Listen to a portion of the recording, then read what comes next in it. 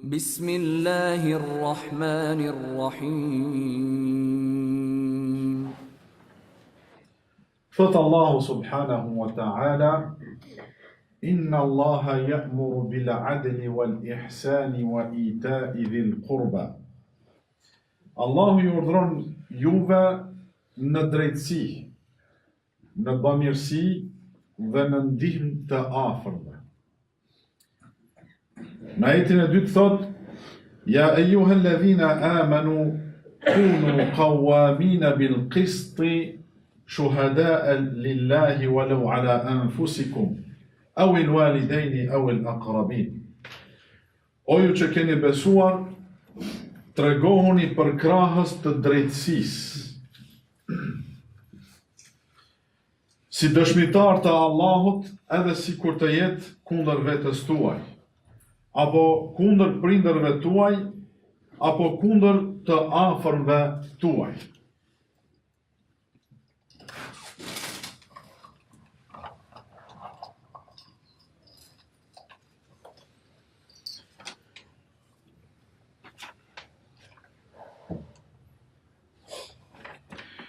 Në ajetin e tretë thot Allahu Ta'ala,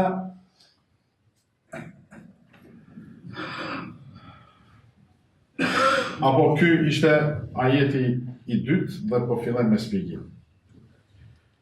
Allahu Azza wa Jall nëpërmjet këtyre ajeteve dhe shumë ajeteve të tjera na urdhëron që të jemi të drejtë. Na urdhëron që në çdo saje të jetës tonë të tregojmë drejtësi. Edhe nëse nuk na konvenon neve, edhe nëse është kundër interesave tonë, edhe nëse është kundër interesave të afërmve dhe të dashurve tonë. Kështu që besimtarit nuk i mbetet tjetër, nuk i mbetet hapësirë në asnjë mënyrë që të bëhet i padrejtë, të bëhet zullumçar.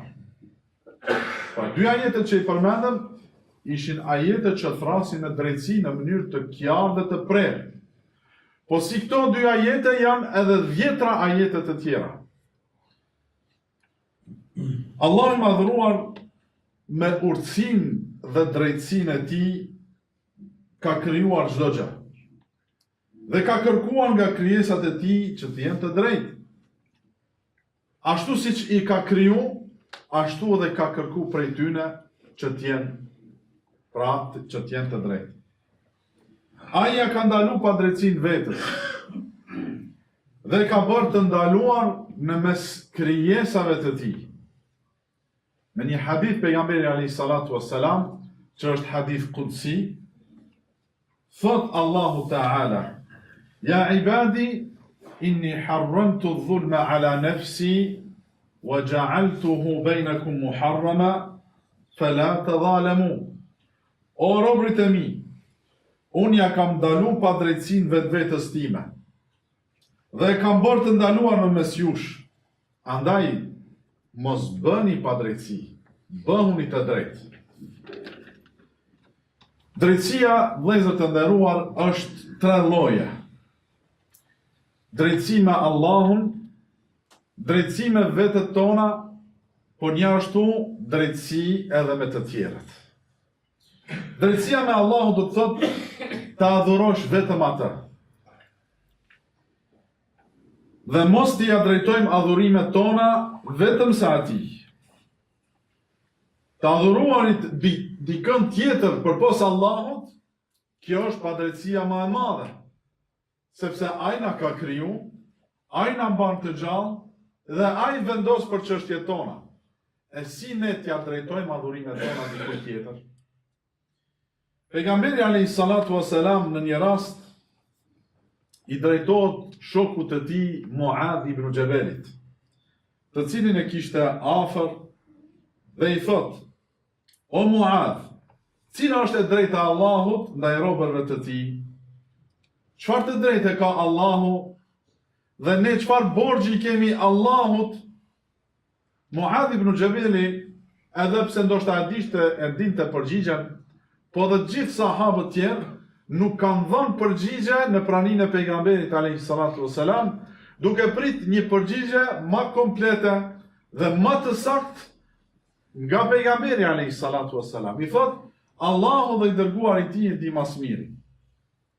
Pastaj pejgamberi alayhi salatu wasalam thot, e drejta e Allahut ndaj robërve të tij është që ata ta adhurojnë vetëm atë dhe mos të i bëjnë atij ortak. Pra kjo është drejtësia jonë në drejtim të Allahut subhanahu wa ta'ala. Dhe të bërit shirk, me adhuru diçka tjetër përpos Allahut, e thamë se është pa drejtësia ma e madhe. Allahu azza wa jall po thot në Kur'an, inna shirka la dhulmun adhim. Me të vërtet shirku është pa drejtësia ma e madhe. Pa drejtësia ma e madhe është shirku. E dyta, drejtësia me vetveten. Njeriu duhet t'ia jap hakun vetes tij. Ndonjëherë disa duke shiqu, duke i parë të tjerët, duke u mundu që t'ia jep hakun të tjerëve, ndoshta edhe më shumë se sa që e meritojnë, e haron veten e tij. Edhe kjo nuk është e drejtë. Sepse edhe kjo po i hish në hak vetes tënde, edhe vetja jote ka hak, siç dihet dhe është përmend në ajetet e Kur'anit dhe hadithet e pejgamberit alayhi salatu wasalam. Selman el-Farisiu, një prej sahabëve të pejgamberit alayhi salatu wasalam, ndëgjon që sahabiu Ebu Darda radiallahu anhuma ishte dhënë shumë mas adhurimit, e tepronte me adhurime. Agjeronte tërë ditën dhe u falte gjithë natën. Dhe me këtë pra e mundonte trupin e tij, por në të njëjtën kohë nuk i jepte edhe hakun familjes së tij. Selman el-Farisiu shkon te Ebu Dardaja, masi që ka ndëgjuar se ai kështu vepron, i thot, o Ebu Darda, Zoti yt ka hak dhe të drejtën e tij. Jepja hakun atij. Jepja hakun Allahut. Trupi yt ka hak dhe të drejtën e tij. Jepja hakun trupit të tij. Familja jote ka hak dhe të drejtën e saj. Jepja hakun familjes. Dhe në fund i thot, fa'ati kulla dhi haqqin haqqah. Dhe jepja të gjithëve hakun dhe të drejtën dhe atë që meritojnë ata. Rasulullahi sallallahu alaihi wasallam po e ndëgjon këshillën e Selman el-Farisiut që e ka dhënë Ebu Dardas. Po kënaqet dhe po ja konfirmon sepse ka pas të gjithë të drejtën që ja ka dhënë këto këshilla. E treta, t'jemi të drejtë me të tjerët. Besimtarët i kërkohet që çdo herë dhe me çdo kënd të jetë i drejtë. Edhe nëse drejtësia mund të jetë kundër interesave të tij, apo kundër familjarëve dhe të dashurëve të tij. Drejtësi do të thotë t'ja japish hakun secilit, t'ja japish të drejtën secilit, pa e tepruar dhe pa e munguar. Rasulullahi sallallahu alaihi wasallam ka qenë simboli i drejtësisë. Dhe shkaku i drejtësisë së tij ka bërë që shumë njerëz të udhëzohen në kohën kur ka jetu, po dhe sot e kësaj dite, kur e lexojnë jetën e tij, e lexojnë edhe jetën e sahabëve të tij, se sa të drejtë kanë qenë, i shtyn njerëzit që të interesohen të Islam, edhe ta pranojnë Islamin. Edhe ne duhet të tregojmë drejtësi. Dhe atë ta tregojmë me veprat tona. Me fjalë është një pjesë e asaj që ka na kërkohet. Po më e rëndësishme është që jeta jonë, marrëdhëniet tona me të tjerët, të tregojnë se feja jonë është e drejtë. Dhe feja jonë dhe Zoti ynë na kërkon që të jemi të drejtë. Të jemi të drejtë në fjalë pra, në vepra, në rrugë kur të ecim, në shkollë, në tregti, me kojshi, me pleq, me tri dhe me të gjithë. Sepse, si shtab, ma e rëndësishme dhe ma bindë se është vepra se sa fjala. Pejgamberi alayhi salatu wasalam në kohën e tij një prej grave, një fisit me emër, kishte vjedhur. Dhe ky fisi ka qenë Benu Makhzum, familja me autoritet, familja me emër, dhe ligji islam në atë kohë që është praktiku, ka qenë hajnit me apre dorën. Familjarët e saj deshën të ndërmjetësonin të pejgamberi alayhi salatu wassalam. Mirë po asnjëri prej tyre nuk guxoi, e gjetën një djalë të ri që pejgamberi alayhi salatu wassalam e ka dashur sikur evlat vet. Ai ka qenë Usama ibn Zeid. Shkojnë te ai e thonë, a mund të shkojsh te pejgamberi alayhi salatu wassalam që të paktën këtë herë mos ta aplikoje këtë ligj. Shkon Usama, ishte i ri dhe e pa kërkesën dhe lutjen e të tjerëve, ndikoi te ai, edhe shkoi te pejgamberi alayhi salatu wassalam dhe e kërkoi. Muhamedi alayhi salatu wassalam u mërzit shumë. Nuk bën tek ligjet e Allahut azza wa jall të ndërmjetësojmë me ngjofsi apo me afërsi. E drejta është e drejtë. Ajo duhet të aplikohet. Ligji duhet të aplikohet. Edhe nëse është kundër interesave tonë. Del para njerëzve dhe thot, pasha Allahu, sikur Fatimja e bia ime, e bia Muhamedit, të vjedh, do të kisha urdhëruar t'ja kuçin dorën. Pra nuk ka lëshime në ligjet e Allahut. Nuk ka lëshime aty ku duhet me qenë të drejtë, edhe nëse është njeri i afërt dhe me emër. Nëse shiqojmë edhe historinë e të parëve tonë, do ta shohim se kanë qenë të drejtë dhe për këtë do t'i japim do shembull. Iyas ibn Salama tregon për babën e tij se ishte në treg. Në kohën e Omerit radiallahu anhu, ky sahabi Iyas ibn Salama ishte në treg dhe ishte ndalë në mes të rrugës ku i pengonte njerëzve pa dashur, pa qëllim, dhe kalon Omeri radiallahu anhu që ishte khalife i muslimanëve, i pari i muslimanëve. E ka pas një shkop dhe e prek. I thot, çoj rrugën o Iyas. Dhe ai e lëshon rrugën e vazhdon, Omeri radiallahu anhu. Mas një viti, kalon Omeri radiallahu anhu dhe aty pari e takon njëtin person. Edhe i thot, o Iyas, a ke niyet me shku në hax? Thot, po, o emirul mu'minin. Thot, eja me mua. Edhe ja jep 600 dirhem. Të mjaftueshme për me bë haxhin dhe të gjitha nevojat që ka duhen në atë kohë. Ai habitet thot, pse këto?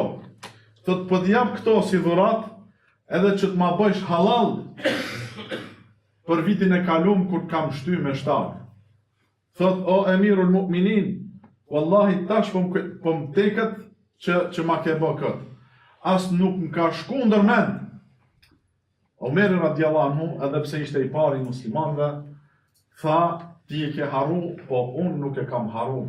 Dhe atë që ta bëra ishte e padrejt, kështu që kërkoj prej teje që të ma bëjsh halal. Pra një gjest shumë i vogël. Një gjest që askush nuk e heton. Mirë po, Omeri radiallahu anhu, edhe sahabët dhe gjithë khalifët e muslimanëve kanë tregu drejtësi të pa parë mandej në historinë e njerëzimit.